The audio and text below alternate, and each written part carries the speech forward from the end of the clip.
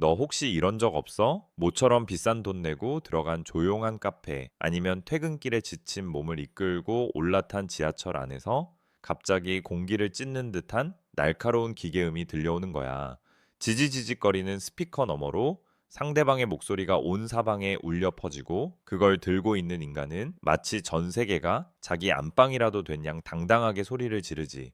에어, 나 지금 가는 중이야. 아, 그 계약건 내가 다 처리했지. 이런 말들을 굳이 스피커폰으로, 그것도 내 귀 바로 옆에서 떠들어대는 그 상황 말이야. 그 순간 너는 어떤 기분이 들어? 단순히 아, 시끄럽네 수준이 아니지. 왠지 모르게 불쾌하고 머리가 지끈거리고 심장이 두근거리면서 저 인간을 당장이라도 멈추게 하고 싶다는 강렬한 충동이 치밀어 오를 거야. 그런데 정작 그 스피커폰 빌런의 얼굴을 봐봐. 미안한 기색이 전혀 없어. 오히려 아주 당당하고, 심지어는 주변 사람들의 시선을 즐기는 듯한 묘한 비열함까지 느껴지지 않아? 자, 여기서부터가 진짜 소름 돋는 지점이야. 넌 아마 그 사람이 단순히 예의가 없거나 눈치가 없거나 아니면 지능이 좀 낮아서 저러나 보다 생각했겠지? 미안하지만 틀렸어. 이건 지능의 문제가 아니라 심각한 정신적 결핍, 즉 병에 가까운 증상이야. 걔네는 지금 실수로 스피커폰을 켠 게 아니야. 너를 포함한 주변 사람들을 자기 인생이라는 연극의 배경 소품으로 쓰고 있는 거라고. 오늘 나는 이 소름 끼치도록 무례한 행동 뒤에 숨겨진 추악한 어둠의 심리학을 파헤쳐 줄 거야. 그 인간들이 왜 굳이 그 시끄러운 소리를 우리에게 강요하는지, 그리고 그들의 뇌 속에서 어떤 뒤틀린 욕망이 꿈틀대고 있는지 알게 되면은 넌 아마 분노를 넘어 깊은 경멸을 느끼게 될 걸. 난 공공장소에서 스피커폰으로 통화하는 저 무식하고 무례한 인간들의 속마음에 대해서 진짜 미친 듯이 고민하거든. 대체 어떤 사고방식을 가져야 저런 민폐를 아무렇지 않게 저지를 수 있는지 분석하고 또 분석했어. 만약 네가 매일같이 마주치는 이런 몰상식한 인간들 때문에 스트레스를 받고 세상에 왜 저런 사람이 많을까 고민하며 감정 에너지를 낭비하고 있다면, 구독 버튼 누르고 이 영상이 네 정신 건강을 지키는 데 도움이 된다면 좋아요도 꼭 눌러줘. 내가 오늘 그 인간들의 머릿속을 아주 낱낱이 해부해서 네 앞에 펼쳐 보여줄 테니까. 자, 이제 아주 구체적인 상황 속으로 한번 들어가 보자. 네가 지금 강남의 아주 세련된 카페에 앉아 있다고 상상해 봐.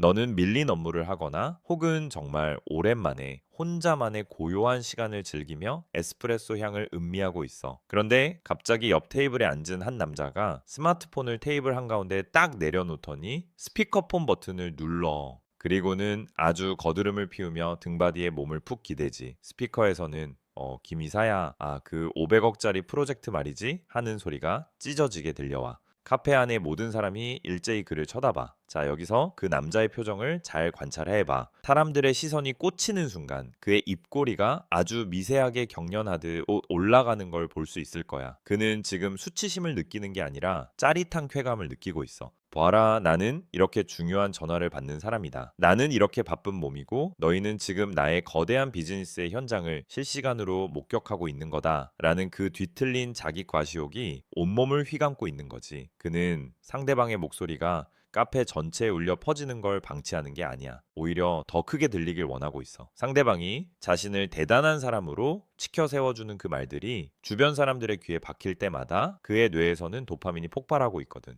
너는 소음에 괴로워하고 있지만 그는 그 소음을 자신의 권력을 증명하는 배경음악으로 쓰고 있는 거야. 또 다른 사례를 들어볼까? 이번엔 꽉 막힌 퇴근길 지하철 아니야. 다들 지쳐서 눈을 감고 있거나 스마트폰만 보고 있는 그 적막한 공간.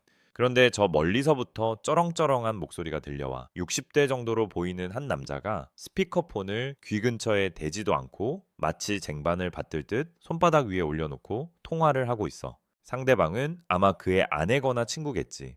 나 지금 가고 있다니까. 저녁에 삼겹살이나 구워놔. 통화 내용은 아주 저급하고 사소해.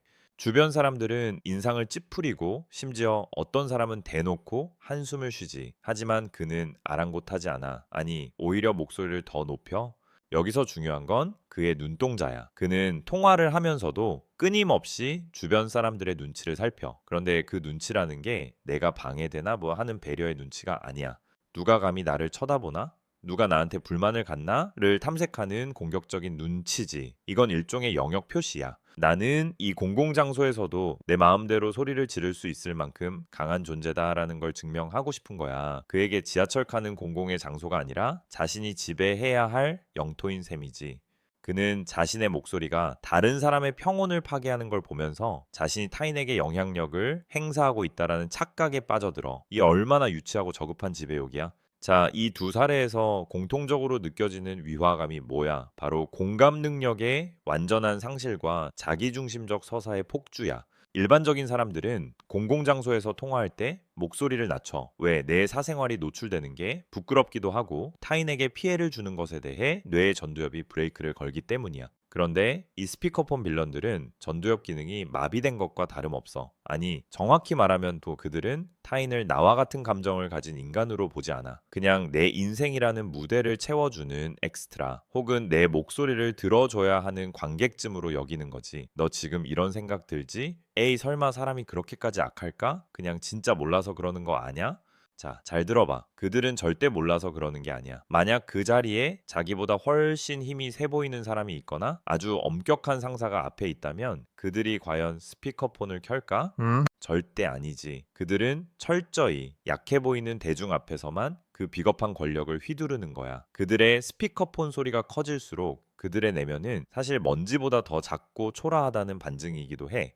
누군가에게 내 존재를 인정받지 못하면 견딜 수 없는 그 결핍이 결국 타인의 고막을 테러하는 공격성으로 발현되는 거라고. 너는 지금 단순한 소음을 듣는 게 아니라 한 인간의 썩어 문드러진 자존감이 내지르는 비명을 듣고 있는 거야. 자, 이제 이 추악한 뇌구조를 더 깊이 파헤쳐 보자면 말이야. 이건 단순한 매너의 문제를 넘어서 심리학적으로 아주 흥미롭고도 잔인한 원리가 숨어 있어. 이들의 뇌 속에서는 지금 어떤 일이 벌어지고 있을까? 전문 용어로 말하자면은 이건 전시적 자기애, 즉 엑시비셔니즘적 나르시시즘의 변종이라고 볼 수 있어. 보통의 나르시시스트가 자신의 외모나 업적을 칭찬받고 싶어 한다면 이 스피커폰 빌런들은 나의 존재감 그 자체를 타인에게 강제로 주입하고 싶어도 하는 뒤틀린 욕망을 가지고 있지.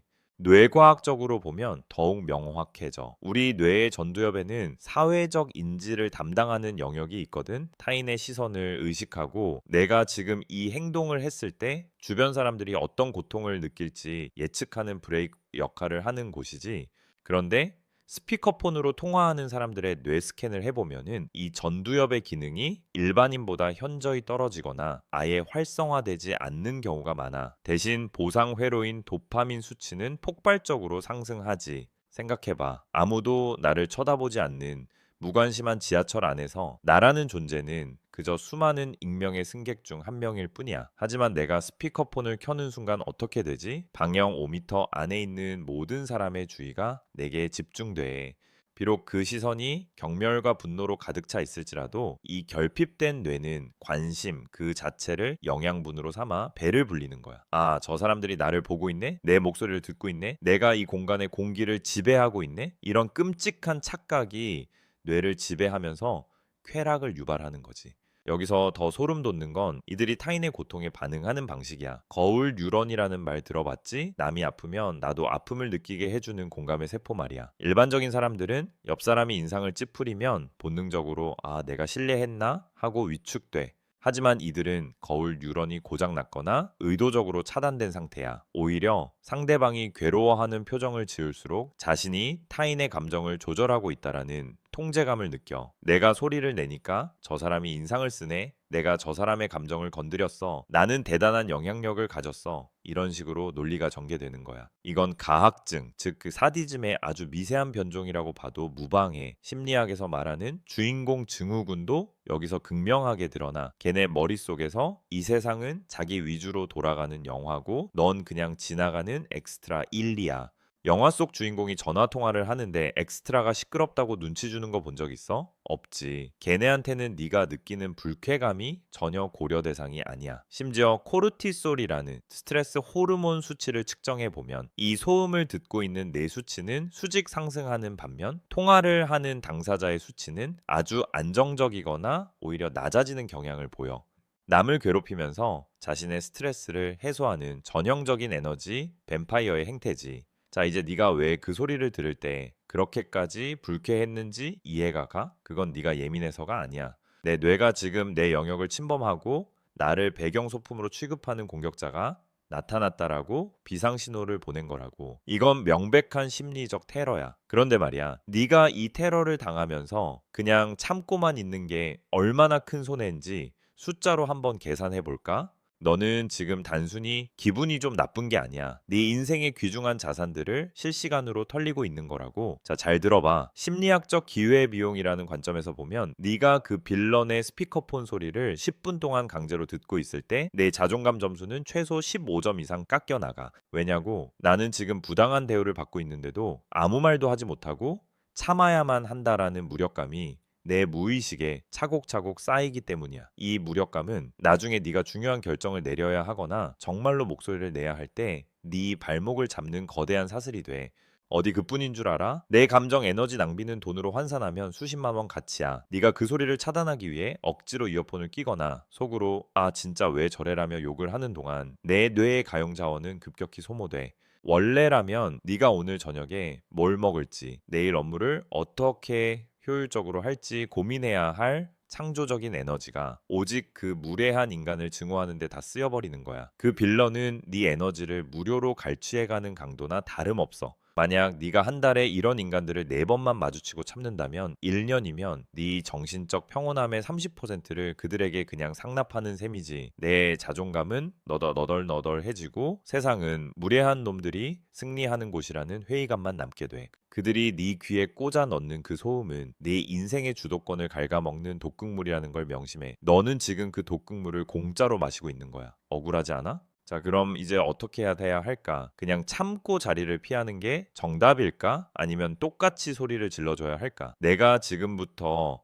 그 무례한 스피커폰 빌런을 우아하게 하지만 아주 치명적으로 제압할 수 있는 실전 방어 5단계 매뉴얼을 알려줄게. 내일부터 당장 써먹어봐. 첫 번째 단계는 죽은 물고기의 눈 전략이야. 이건 비언어적 공격인데 그 인간이 통화를 시작하면 몸을 그쪽으로 천천히 돌려. 그리고 아무런 표정 없이 정말 아무런 감정도 담지 않은 채로 그 인간의 눈이나 코끝을 뚫어지게 쳐다봐. 눈을 깜빡이지도 마. 30초 이상 그렇게 쳐다보면 아무리 무신경한 인간이라도 본능적으로 공포를 느껴. 자신의 무대가 관찰당하고 있다라는 불쾌감이 역으로 전달되거든. 만약 그래도 멈추지 않는다면 두 번째 단계 미러링의 역습이야. 걔가 스피커폰으로 하는 말을 아주 작게 하지만 걔가 들릴 정도로 따라하는 거지. 걔가 내가 그 계약했어 라고 하면 넌 계약하셨구나 라고 읊조려봐. 이건 걔의 사적인 공간을 네가 침범하고 있다라는 신호야. 자기 목소리가 타인에게 전달되는 걸 즐기던 놈들도 타인이 자기 말을 실시간으로 피드백하면 갑자기 수치심이라는 감정이 살아나기 시작해.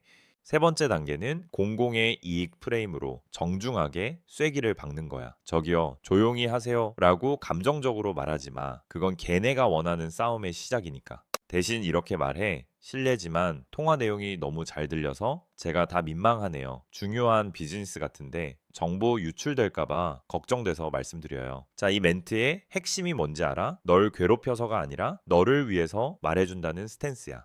그 동시에 내 통화 내용은 공공장소에서 들어주기엔 너무 급이 낮고 민망하다는 메시지를 정중하게 꽂아 넣는 거지. 네 번째 단계는 뇌과학적 거리두기야. 만약 상황이 여의치 않아 말을 걸 수 없다면 그 소음을 소리가 아니라 망가진 기계음으로 재정의해. 저건 사람의 목소리가 아니라 지능이 낮은 유인원이 내는 불협화음이다 라고 뇌에 반복적으로 명령을 내려. 소음의 의미를 박탈해버리는 거야. 그러면 신기하게도 코르티솔 수치가 낮아져. 마지막 다섯 번째 단계는 승리자의 퇴장이야. 그 자리에서 피하더라도 내가 피해서 지는 거다라고 생각하지 마. 오물이 더러워서 피하지 무서워서 피하나. 나는 오늘 내 소중한 에너지를 저 쓰레기 같은 인간에게 1원도 보태주지 않겠다라고 선언하며 아주 우아하게 자리를 옮겨. 자, 이제 정리가 좀 돼? 사실 말이야. 그 스피커폰 빌런들은 내 분노를 먹고 자라는 괴물들이야. 네가 화를 내면 걔네는 이겼다고 생각하고 네가 참으면 걔네는 너를 무시해. 하지만 네가 그들을 고쳐야 할 사람이 아니라 치료가 필요한 환자로 보고 위에서 아래로 내려다보기 시작하는 순간 주도권은 완전히 내게로 넘어와. 그들은 지하철 바닥에 떨어진 껌딱지보다 더 무가치한 존재들이야. 오늘 내 이야기가 좀 차갑게 들렸을지도 몰라. 하지만 이게 진짜 세상의 법칙이야. 무례한 자들은 네가 착해서 참아주는 걸 권리로 알아. 하지만 이제 너는 그들의 머리 위에 있어. 그들이 왜 그런 병적인 행동을 하는지 그 추악한 밑바닥을 다 들여다봤으니까 더 이상 그들의 소음에 휘둘리지 마. 넌 그들보다 훨씬 고귀하고 수준 높은 영혼을 가진 사람이니까 이제 그 가엾은 환자들을 측은하게 여기며 내 소중한 하루를 다시 너의 것으로 가져와. 넌 그럴 자격이 충분해. 자, 오늘 내용이 소름 돋게 공감됐다면 주변에 고통받는 친구들에게도 이 영상을 공유해줘. 무례한 인간들이 설 자리가 없는 세상을 만드는 건 결국 깨어있는 우리들의 연대니까. 다음엔 더 깊고 어두운 하지만 내 삶을 지켜줄 강력한 심리학으로 돌아올게. 이제 너는 그 인간들의 머리 위에 있다라는 걸 잊지 마.